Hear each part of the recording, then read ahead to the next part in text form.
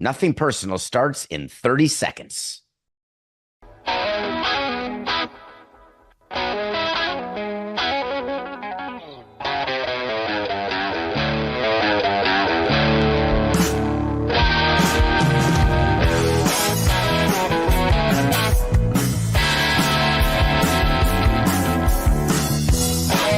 It's just business. This is Nothing Personal.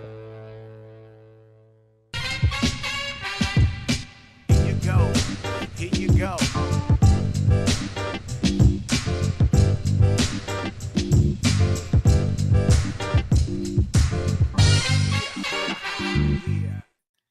Amazing.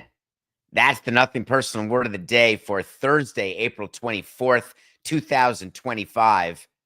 Today's episode is brought to you by DraftKings. DraftKings, the crown is yours. We have spent many an episode, many a segment, many a minute telling you about Steve Cohen, the owner of the New York Mets, his World Series window of 3 to 5 years, his new owner-itis, all of the things, the real estate casino play outside the chop shops in Citi Field. We are an equal opportunity show. We've always been that. And it is time. I don't have a bouquet with me, Coco. We had it all planned. I don't see it. I'm looking for my bouquet of flowers. All right, here we go. 4869. Mr. Cohen, I now present you with Nothing Personal's daily flower bouquet. Because you, Mr. Cohen, have a team who's playing really, really well. I mean, I didn't think this was going to happen. When you start a season with what I consider to be a mediocre rotation at best, middle of the road, and maybe I'm not the number one evaluator, maybe I'm not the guy you go to figure out who's going to have the number one team in all of baseball, but I got some people I talk to. Minaya, Montas. It's fine. It's fine. It's not great. It's good. But they got hurt. They're going into the season starting with a guy named Clay Holmes, who's the closer for the Yankees. Bring him cross town with Mr. Soto. Start him. That may or may not work. You bring in a guy from the Anaheim Angels. It's all right. Mediocre. A number 6-7 starter. But first, you make the move of the offseason. You bring in Juan Soto because you're saying to yourself that with Juan Soto replacing the free agent Pete Alonso, that you're going to be incrementally better Alonso to Soto. That's an incremental improvement. Then you wait and you wait and you wait. You tell Scott Boras to stick it where the sun don't shine. You bring back Alonso on a deal that you wanted to do, not Boras. You put Alonso behind Soto and say, hey, be Aaron Judge. And Alonso says, I can't hit 420, but I'll hit 340. You have Lindor at the top of the lineup and say, please, for the love of God, don't start slowly the way you always do. Be different this year. And Lindor said, fine, how about hitting 309? Well, that would be way more than we would have expected given what you normally do in April. Well, we put all that together and we're going to be undefeated. We're the Dodgers because we've got Juan Soto. Juan Soto with a career OPS of 948. Juan Soto with a career batting average of 283. Juan Soto in your lineup with Pete Alonso being Judge and Lindor being late season Lindor early, and with a pitching staff that's supposed to be mediocre, that's now the best in baseball. And the thought is, we're going to win a lot of games. But then, wouldn't you know it, Juan Soto is struggling at the plate. Juan Soto is only hitting 233. Juan Soto's OPS is 757. That is almost 200 points below his career average. Close your eyes, because the New York Mets are the best team in baseball on April 24th. At 18-7 with the best record, they're the only team in baseball to have a winning percentage of over 700. The New York Mets, in what was supposed to be a 3-team race with the Braves and the Phillies, have a 5-game lead over the second place Phillies after the Braves are just trying to climb their way out of their 0-7 start. Now, sweeping the Phillies in a 4-game series is not terrible. It's a good way to get a 5-game lead, no doubt. Winning 7 in a row in April, not too shabby. But when you look at why the Mets have the best record in baseball at 18-7, their 12-1 home record is the best they've ever had in franchise history. But if you look at the numbers that we as a front office used to look at, which is not WAR, which is not exit velocity and spin rate and all the stuff that people say, let me tell you what correlates to record, because the only stat that matters to every front office is your won-loss record. Please believe me. All of the analytics GMs who talk to you about all the underlying numbers and how they indicate that we're going to be better than our record shows, they're doing it because their record's bad. All the GMs who tell you, listen, I don't know what to tell you about the underlying numbers. The fact of the matter is we're winning games. No matter where you are, you spin toward winning games. It's all that we think about and obsess about. Guess what? Here's the stats. The 18-7 is the one I just told you. How do you get there? What do we look at? We look at run differential, a critical stat. Do you know that the New York Mets are plus 36? That's their run differential. Guess who's best in Major League Baseball? Another first-place team, the Cubs, who are plus 43. Here's another one we look at. How many runs are we giving up? The New York Mets lead baseball, which would make sense, having the best pitching in baseball. They've given up 69 runs. How nice is that? The Padres are number 2 at 74 runs against. Run differential, check. Runs against, check. Defense. The New York Mets are number 1 in the stat we look at to measure defense, and that is errors. The Mets have committed the fewest errors of any team in baseball. They have committed 9 errors. That's it. When you put all that together, you've got the David Samson plan, the Nico Harrison plan. I'm not doing that, Coca. Take that out. There's one line in front of me, and I'm not reading it. It is not the Nico Harrison plan. Defense wins championships. It's the David Samson, pitching and defense. If you have superior pitching and defense, you can overcome mediocre hitting. Now, I told you Alonso and Lindor are doing great. Soto's way below average, but the overall offense of the Mets, runs scored, OPS, home runs, average to below average. But you can cover that up when you've got superior pitching, when you've got superior defense. It is not a mistake that when Juan Soto met the media after last night's game, listen to what he said. It's always great to have some role, some part of the game wins. I'm trying my best, to come through with a bat, but whenever that doesn't come through, I got to do something else. We play defense, we run the bases right, and I think today I had the chance to help the team with my defense, and I think I feel great with that. That is a professional baseball player, ladies and gentlemen. He's telling you exactly what we want our players to say. It's what we look for when we decide whether we're going to send a player down, whether we're going to release a player or trade a player. What's your body language like? Body language matters. Are you taking your offensive woes into the field? That matters. Are you focused on defense? Are you making the plays? Are you hitting the cutoff man? Are you running the bases well when you do get on base, whether it's by walk, hit by pitch, whatever the case may be, if you're not getting on by a hit? Juan Soto trying to let you know that he recognizes he's struggling with his bat, but telling you that it doesn't matter. He's got teammates who are going to pick him up. And then on top of that, he's going to make sure he's doing all the other things. He has a stated goal of winning a Gold Glove. That would be aggressive, especially if he doesn't have a fantastic offensive campaign. You know what I'm talking about. But anytime he can do like what he did against the Phillies last night, throwing the runner out, I think he threw out Castellanos, Coke. I can't remember exactly. I've got 20 games in my head right now. The fact of the matter is the Mets are doing it right. What does it mean, though? Can it be sustained?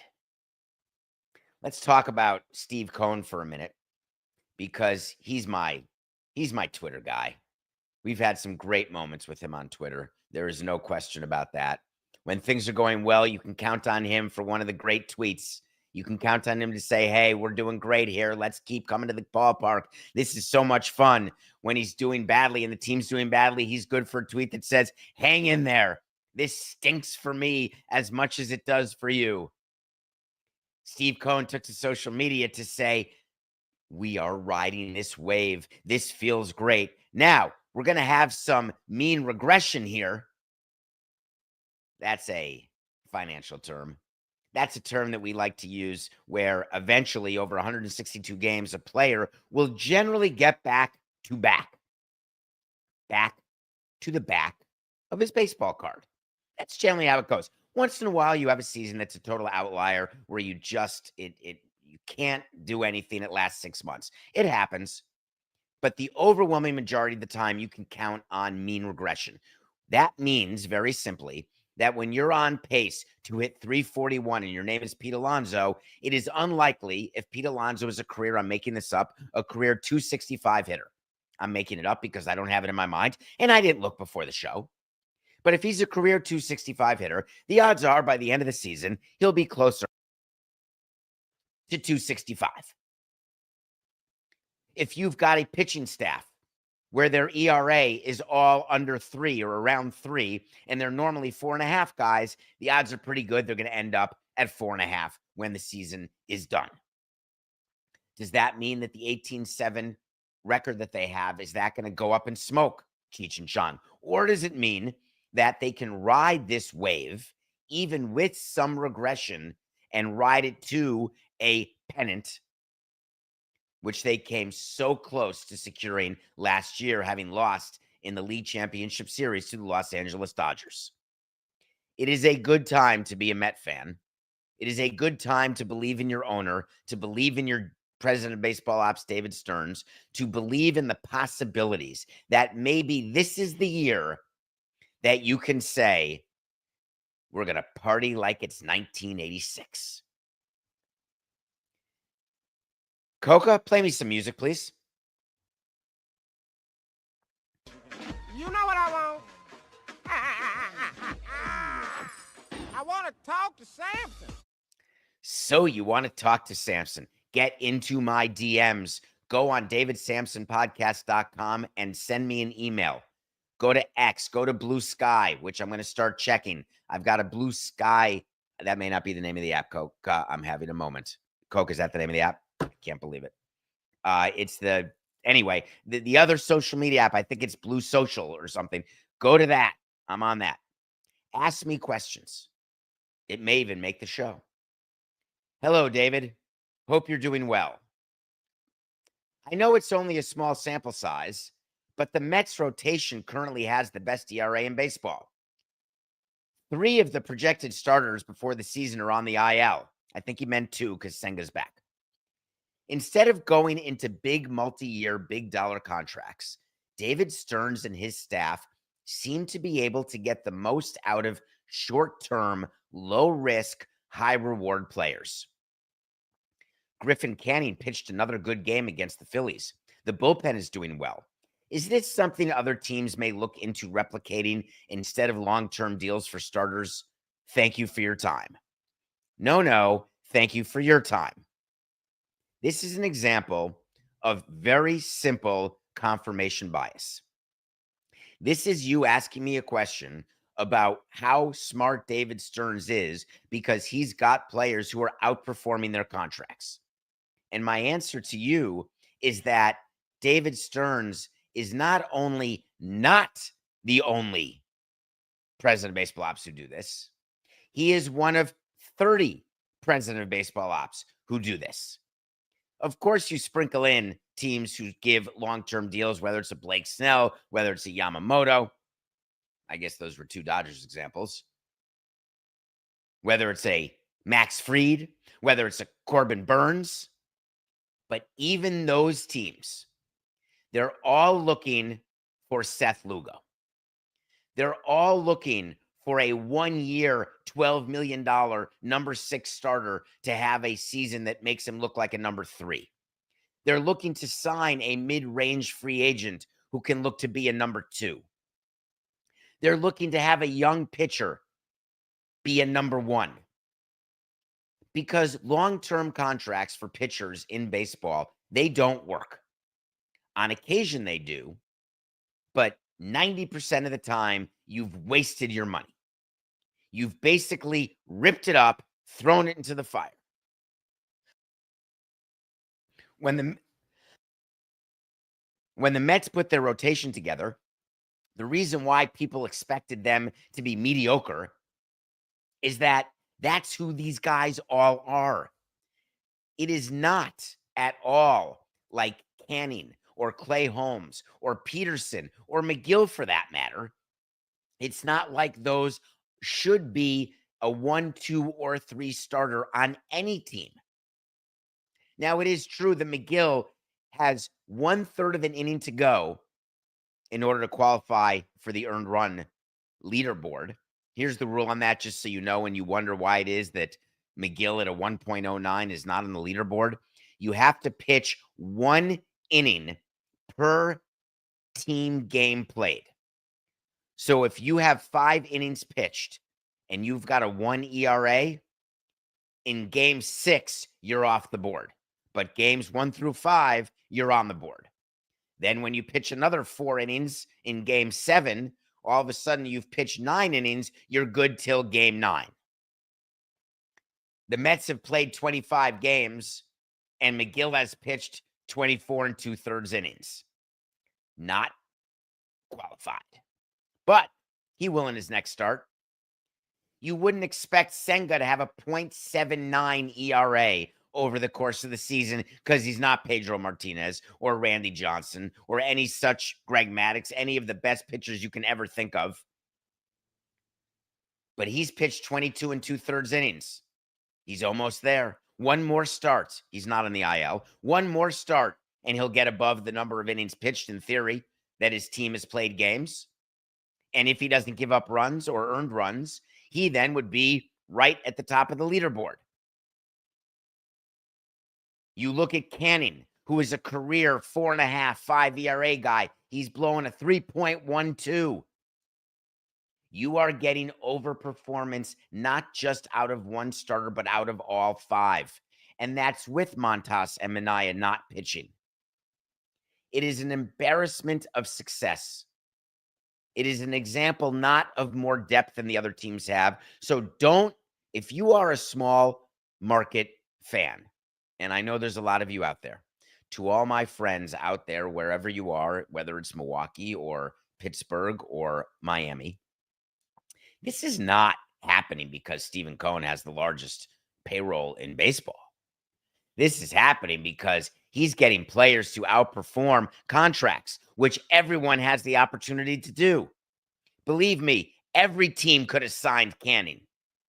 Every team could have gotten Holmes and started him. I appreciate your question, though. Blake Snell's hurt. We've covered this already. The reason why I wanted to talk about Blake Snell a little bit is that Dave Roberts, the manager of the Dodgers, I can't imagine he's sick of Blake Snell already, though it's very possible he is. While Blake Snell is a 2-time Cy Young Award winner, which is just mind-blowing when you look at the number of pitchers who haven't won 2 Cy Youngs, and then you look at Blake Snell, 5 and dive guy who has won 2 Cy Youngs. Yes, it's true. He's been superb. He's definitely had some longevity issues. But don't worry, the Dodgers gave him, what did they give him, Coca? 8, 150, 7, 150, some 6, 150, just some sort of amazing long-term deal. He had some shoulder inflammation, which is not good. Put him on the injured list. 5,182. God, that's so long and so much for him. I can't even comprehend it, Coca. We give every day in the front office, you get an injury report, and it has every player on the report who's on the injured list, how many days they've been on the injured list, what their injury is, what they did in rehab last day. So you get the report at the end of the game, and you'll get a report of what that player did that particular day. Did he warm up? Did he take any swings? Was he on the Was he on the mound? Where is he in AAA on rehab? You get a report on everything. How many days post surgery? For a Tommy John guy, we get a guy in the injury report, 62 days post surgery, 63 days post surgery, every day. No update, no return date, or you get a return date on the injury report, expected to return May 21st. The manager and the front office goes through the injury report every single day. And then we bring the PR guy into the office, and we talk about, are we going to give any updates to the media today about any of our guys? I tended to not want to give updates unless they were positive and that someone was coming back so we could aim toward ticket sales for that particular game. Hey, Blake Snell has made great progress. He is looking to start, if everything goes on schedule, here in the next 2 weeks. And then we let the writers speculate with a little leak from us what that day could be. It looks like it could be Thursday against the Chicago Cubs. If you do not have a positive update, there really is no reason to give an update unless there is something. So, for example, if you're out with an ankle sprain and then during rehab, a barbell falls on your wrist and you break your wrist, you have a new injury, we'll update that to the media and to the fans. But what Dave Roberts did is he said, yeah, Blake Snell did a throwing session and, quote, he didn't feel great. I'm sorry, that's not an update that's required. Now, sometimes the throwing sessions are done in front of the media, but not if you're a smart team.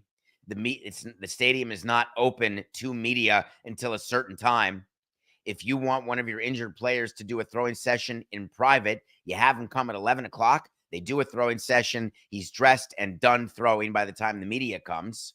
And I'm not trying to keep the media from information, but there's just no reason. And if Blake Snell does a session and then doesn't feel well, because that's what happens, you do a throwing session, then you go back into the training room. The training people look you over, you get dressed, then you report how it went to the trainer. The trainer reports to the manager and the GM, who gets it to the president and the owner. And that's how you get your update even before you see it on the piece of paper at the end of the day. Why? Because the day before, there would be a piece of paper that says, Blake Snell's got a throwing session tomorrow. So the president of the team would say, hey, how did that go? And I don't want to wait to get that night's report. So I call down and I find out how it went, or I get an incoming call.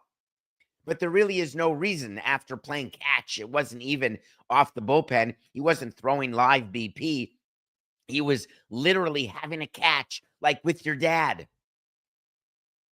When you've got shoulder inflammation or Tommy John or forearm tightness or flexor, whatever you've got in your arm, whatever you've got in your leg, a player knows it immediately how it feels. Literally, after one toss, you can say to yourself, the player can say, wow, this does not feel normal. After one jog around the bases, if you're dealing with a strained hamstring, the player would say, I feel it. It's catching a little bit. And then we'll evaluate like after one. If you've got an oblique and you take one swing, you know how the oblique is feeling, because you know if you're compensating for the oblique by not swinging out of your tuchus. So it didn't take long for Blake Snell to know what was going on with this throwing session. And then Dave Roberts talks about it. I'm asking, what's the strategy? Is the strategy to get other teams to try to trade you more pitchers? Is the strategy to get your own pitchers who are pitching now to realize they're going to be in the rotation a little longer than they expected because Snell's not coming back as soon as maybe people had thought? Nothing of that needed to be public. Dave Roberts told us the reason why we told Blake Snell to shut it down when he didn't feel great is we wanted to let him know it's about October. It's not about April. Do you think that they talked to Blake Snell about October v. April yesterday after a bad throwing session? That's a conversation you have with your healthy pitchers who you know always get hurt in spring training. You call them in the office. You talk about what their spring training plan is. You talk about what your plan is for the season. If you're a Dodger, you know your plan includes an extra month of baseball. And you've said to the player, dude, you get hurt a lot. Here's how we're going to play it. If you feel a hangnail, I want to know about it. Because there are a bunch of pitchers who are gamers, not complainers, who don't tell you anything's wrong until you notice the velocity goes down, you notice a lack of command, and then you notice something's wrong with the mechanics, and then they say, yeah, I was hurting. There are a bunch of players who don't have long-term deals who are doing that. Players with long-term deals tend to go one way or the other. Either they complain with a hangnail or they don't say a word when they've got a hole in their elbow. But what we say to the player is, you got to communicate with us when you're Blake Snell because we need you in October. This is not some sort of April 24th epiphany that Dave Roberts had to sit down with Blake Snell and say, hey, this is about later in the season, man. We got to slow you down. It's totally preposterous. The Los Angeles Dodgers are 8-9 after that great 8-0 start. They have given up 9 runs in 2 straight games to the Cubs, the aforementioned Cubs, who have the biggest run differential. The fact of the matter is that the Dodgers would be considered one of the surprises in baseball to the downside. A 16-9 start is a start that many teams would love to have. But for a team like the Dodgers, it just doesn't feel as though that is the dominant team that we expected to have. But it's only 25 games. And you're getting a whole bunch of injuries in there that they should have expected, but may not necessarily have thought would happen this early. I'm going to give you a wait to see about Blake Snell because I know how it rolls with an injury like this, and I know how the Dodgers are thinking and how Andrew Friedman is thinking. Wait to see when we tell you something's going to happen. If it does, great. If it doesn't, fine. Blake Snell will not be back before the All-Star break. Now, that may sound like a long time because that's 2.5 months, but these shoulder injuries are tough. And it's a long season, and Blake Snell has never proven that he has the ability to go wire to wire. So I am going to let him sit. Wait to see. Snell will not be back before the All-Star break. Nothing personal pick of the day. Nothing personal pick of the day, presented by DraftKings. DraftKings, the crown is yours. We've been pretty good having 2 games, and we're going to give you, if you want to watch a baseball game or you want to watch a basketball game, we're here for you today. Let's start in the association where the playoffs continue. And the most interesting series of all is the Denver Nuggets and the Los Angeles Clippers. There will be the first game in the history of Intuit Arena, the first time the Clippers will host a playoff game in their new crib built by Stevie Ballmer, not Cohen. The Denver Nuggets are getting 5.5 points from the Clippers team. Is that because Kawhi Leonard is going to go 15 for 19 again? Is that because the expectation is that James Harden is going to put together back-to-back beauties? Or would you rather count on Jokic being exactly what he's been for about half a decade? The best player in basketball, hard stop. The Denver Nuggets and their brand new head coach getting 5.5. That's a lot, and we're taking it. If you want to watch a baseball game tonight, you know, if you've been paying attention, that Corbin Burnes and the Diamondbacks are a popular pick of mine because Corbin Burnes has gotten off to what I would consider a mediocre start. And Corbin Burnes is a Cy Young candidate on a team, the Diamondbacks, that's trying to hang in there in that crazy NL West.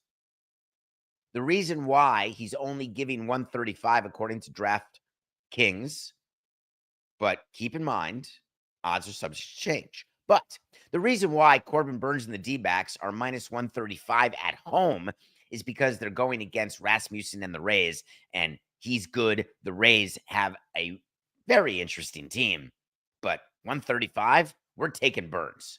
So, the nothing personal picks of the day, which are presented by DraftKings, are Burns and the Diamondbacks over the Rays, and Nuggets getting 5.5 from the Clippers. Yesterday, we gave you 2 games and we got back above 500. Boom. We are 45-44 because we told you and we gave you a dog yesterday. I have no idea how this happened, that the Pittsburgh Pirates and Andrew Heaney were plus 130 over the Angels. I told you Andrew Heaney. Now, I have to be honest. I don't know how many of you know this. Raise your hand if you drafted Andrew Heaney. Raise your hand if you're sure. I am. And I'm damn excited to see him still pitching. Why? I have an ego. Makes me feel good. Been out of the game since 2017. We're 8 years later, and this guy is still dialing? Makes me happy. I think I may have traded him, Coca, by the way. Andrew Heaney and the Pirates plus 130 was a win. And then we told you the Rockets were going to cover by 3, and they did. Now, you're going to tell me that Jimmy Butler hurt his pelvic contusioner, and I'm going to tell you, yeah, but the Rockets were still going to cover, and they did. I don't know if you saw the end of that game, the end of the first half, Coca. I wanted to just mention something before the break on this. I have complained about all of the horrible NBA regular season basketball where guys just throw up threes and it's so ugly and they're laying bricks the way you shouldn't. I was going to talk about cable there, but I've cut my cord. At the end of the half, there were 6 straight threes.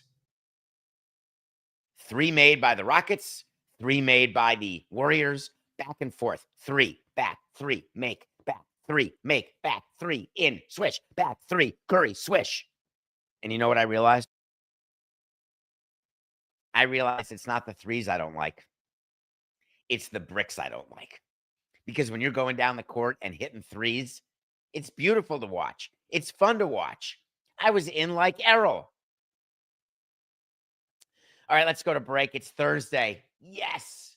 I had the best 2+ hours last night, Coca. Not exactly the way many of you would expect that to be, but I got to watch one of my top 100 movies again. I'm going to review it after the break, and then we get to talk about Green Bay. We'll do it after the break.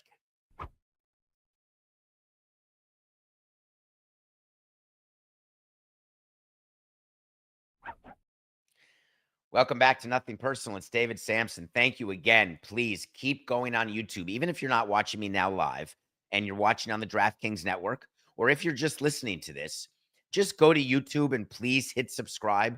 Nothing Personal with David Samson. Thank you. I appreciate you. You know what we're doing every Thursday? We are reviewing a movie from my top 100 list. My top 100 list can be found at davidsamsonpodcast.com, along with a horse hockey sweatshirt. I got to watch my number 10 movie. We're going to do it for 100 straight Thursdays that we do a show. Curious Case of Benjamin Button. I want to hear one person tell me they didn't like the movie, other than Coca. I want to hear one person tell me that you're not impacted when you see a guy age backwards, and that's become part of everyday parlance, whether people have seen the movie or not, and you look at someone who looks amazing for their age. Let's say you find, like on the street, a 57-year-old. And let's say you look at him and you say, my God, you look good. Are you Benjamin Button? That's how to use it.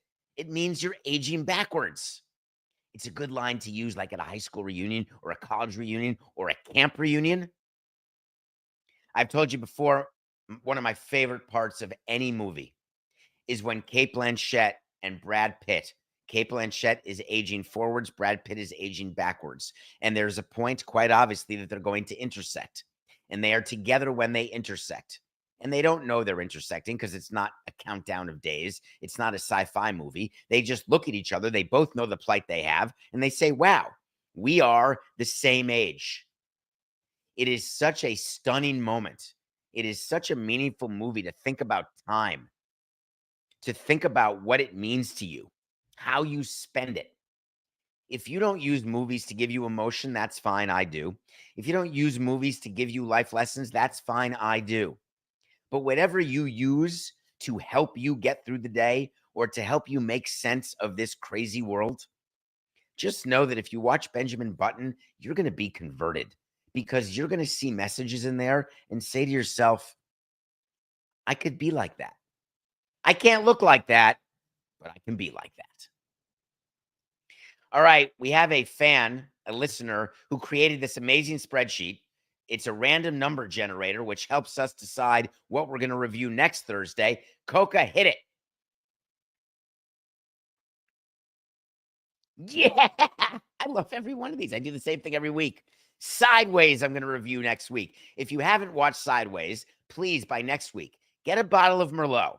You can get non-alcoholic if you want, but get a bottle of Merlot, crack it open, and watch Sideways with Paul Giamatti, son of the late Commissioner Bart Giamatti, Thomas Hayden Church, Chef's Kiss. Oh, I may watch that on the plane. Our show tomorrow is live from Miami in Dan's studio. I may watch that on the plane this afternoon, Coca. Thank you for that. Who's going to Green Bay tonight? I think there's like 250,000 of you descending upon Green Bay. Not me. I love Green Bay. Don't get me wrong. I love Wisconsin. You know that. My favorite state in the union. Green Bay's hosting the NFL draft. All eyes. Well, not all eyes. All eyes except mine will be on the NFL draft tonight. Round 1. Very exciting. Will Shedeur Sanders be the first quarterback chosen? Because he was supposed to be. A fight between him and Cam Ward. Not like a street fight, but like who's going to get drafted fight. Then something strange happened. Sanders did these pre-draft workouts, these pre-draft interviews, and some NFL assistant coach, nameless, faceless, according to NFL Network, had the following to say about Mr. Sanders. The worst formal interview I've ever been in my life. Boy, that sounds like hyperbole. He's so entitled. He takes unnecessary sacks. That doesn't seem to go together. He never plays on time. He has horrible body language. Call back. He blames teammates. But the biggest thing is he's not that good. Ouch. I do believe that Deion Sanders' son has been sullied. I do believe that you are seeing a player's draft stock drop like a brick outside of a wind tunnel. I believe that you are about to see Coach Prime Deion Sanders come to the rescue of his son, and boy, were we right. You can impugn Deion all you want. You can call him prime time. You can call him flashy. You can call him overrated, underrated, Hall of Famer, two-way, multi-sport. Do whatever you want. But don't you dare tell me that Bronny James isn't a good player. Oh, that was wrong. This is not LeBron and Bronny. This is Deion and Shedeur. You get where I'm going? Deion had to come out and totally defend Shedeur Sanders. He had to talk about the fact how venomous this all is. He had to say it's to the point where it ain't even cute no more, he said. So predictable. He's counting and asking the media to please stop. He's saying that God is helping him. But the fact of the matter is, if he weren't my son, he would never, ever be criticized like this. So I just want to get this straight, Deion. There is not one scout in the National Football League, or one GM, or one president of football ops, or one personnel guy, or one owner, not one who looks at a player and says, I'm not drafting that player because of who his father is. They're looking at a player and saying, I want the best player possible. I want my team to win. It is not about Shedeur Sanders as the son of Deion Sanders. It's about Shedeur Sanders as an NFL player. There's a reason why teams can say, oh, Bobby Hurley should be the first pick in the NBA draft. He was such a good college player. It doesn't always translate. Now, it is true that every year there is a quarterback who is chosen, or a player who is chosen by a nameless, faceless, spineless member of the media who brings the player down. Remember what they did to CJ Stroud? The worst test taker in the history of tests was CJ Stroud. For crying out loud, Lamar Jackson was the number 32 pick by the Ravens.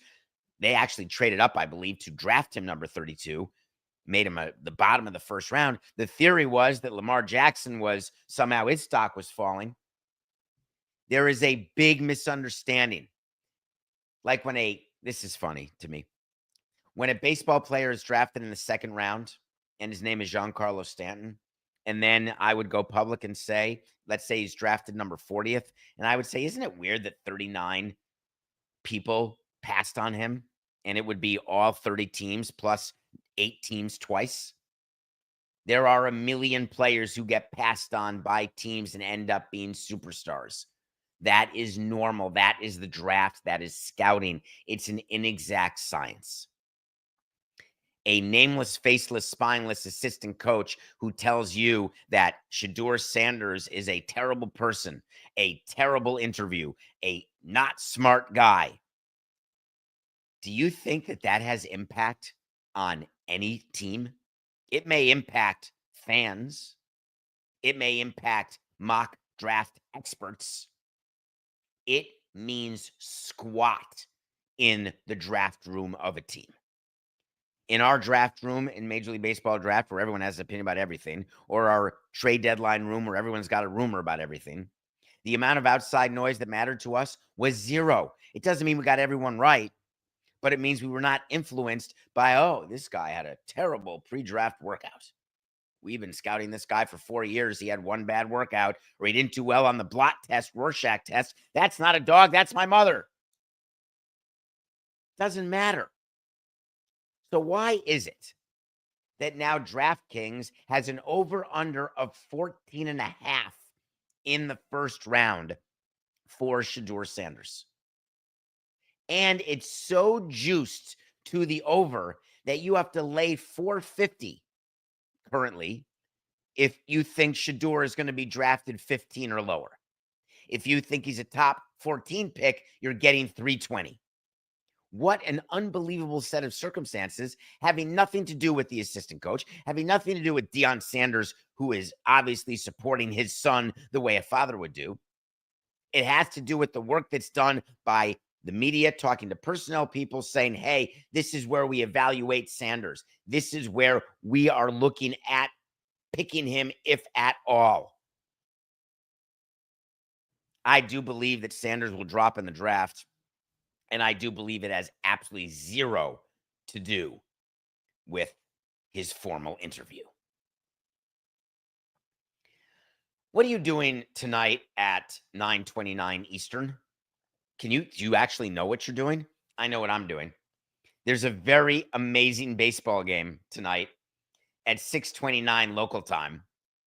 The Anaheim Angels have a 6:29 start. It caught my attention because that's a very strange starting time. Most games start at 6:40, 6:35, 7:05, 7:10, 7:35. I'd not yet seen before a 6:29 start. And then I looked a little more carefully. And I want to explain to you what's happening. Normally, the Angels start their games at 6:38. What would cause them to start it 9 minutes earlier? Why? Because today's game that the Angels are playing is actually an afternoon game. That sounds crazy because it's only 9 minutes before a night game would normally start. But there is a collective bargaining agreement that has the rules of game times. And I want to talk to you a little bit about how it works. The way game times work is that it is all related to travel. Where teams are traveling after a game, either the home team or the visiting team, to what city they are traveling in, to what city they are traveling from, and to what city they are traveling to. The Los Angeles Angels, following their game, have a flight to take, and they're going to Minnesota. The flying time to Minnesota is 3 hours and 1 minute. in the collective bargaining agreement, there is a list of every possible flight from every city to every other city with an established flight time. And the rule is pretty simple. Any flight that is greater than 2.5 hours, you've got to start that game no later than the difference between the flight time and 2.5 hours. You have to start that game that amount of time before 7 p.m. The math. It's 3 hours and 1 minute to fly from Anaheim to Minnesota. Therefore, that is 31 minutes more than 2.5 hours. Therefore, you've got to start a game no later than 31 minutes before 7 o'clock. The Angels said, no problem. We'll start our game at 6:29. It is such an FU to players because what happens is that's really a night game. They're going to land in Minnesota because of the time zone change. They're going to land in Minnesota, 4 or 5 in the morning, and they don't have a day off. They're playing Minnesota tomorrow. But the reason why teams do this, or why they try to do it, is that the difference between playing a night game, and 6:29 is a night game, don't kid yourself, versus playing a 1:10 game, which is what they should play, or a 3:10 game, which they could have played, or even a 4:10 game. The difference is huge in terms of revenue for that particular game. It can be a difference of up to 5,000 people at an average ticket price, just call it $50, plus food, beverage, parking. Let's say you're all in, that you get a per cap is what it's called. It's what every single person spends. Think about the amount of money that you are then making by drawing 5,000 extra people at $100 per cap. I know you can do the math. That is meaningful money. It pays for the flight. When we get our schedule every summer for the next season, there are no game times associated with it. We then count on our traveling secretary to go through the schedule and then tell the marketing department and the baseball department certain things that have to happen. We have to have an afternoon game on this day. We have to have an afternoon game on that day. And you go through the whole schedule. And what we say to them as the business people is we would like to have as few afternoon games as possible outside of summer months. And during the summer, the afternoon games that we have to have, we're going to make it camp day. We're going to do something special for kids. We'll make it Slime Nickelodeon Day. Whatever promotion we're going to do is because that particular midweek game has to be in the afternoon according to the CBA. What the Angels did here is they didn't violate the CBA, but they didn't want to play an afternoon game, and their players are upset. Their outfielder, Taylor Ward, said, I don't think it should be allowed, to be honest. Well, Taylor, it is allowed because you signed a collective bargaining agreement, and it's right there in the CBA. Does it make players upset with management? It's happened to me. And then I explain the numbers to the players. And then I see the players coming in at 5 in the morning when they're in the city anyway, or landing at 2 a.m. and going out. And I say, dude, what's the difference? We have fun on the team playing poker, playing cards. There is a whole lot that goes into deciding game times. What I don't love about what the Angels did is making it so obvious. By having a 6:29 game, they are basically shoving it in the face of the players that they did it according to the rules of the CBA that they're allowed to, and that creates a problem in the clubhouse. Make it a 6:05 game. Make it a 5:45 game. I understand that there will be some drop in attendance, and that is my job as team president to decide what I'm willing to do. Because, of course, I want the night games. But that said, I can't do it when it's this obvious because I don't want to lose my clubhouse. Now, Ron Washington, the manager of the Angels, has been really great about this. He said, man, it's not my decision. There's nothing I can do about it. Let's just go win a game, get in a plane, we'll get some sleep. By the way, he's in his 70s. He's the one who should be the most PO'd. The Angels should have taken his health into account. But Ron Washington doing the best managerial job he can, is telling his players to back off. Meanwhile, it's brilliant for negotiations because if the players make this an issue in the next CBA where they want to actually stop this from happening and they're willing to give up something in a trade in order to make sure that there's no 629 game when the Angels are going to Minnesota, baseball is going to say in their negotiations, no way, man, we're not going to give that up. Well, but if we do, we're going to need something from you. We're going to need something big, and we're going to win that point. And then they'll look right across the table and say, Tony, it's just business. Fly safely, Los Angeles. This is nothing personal.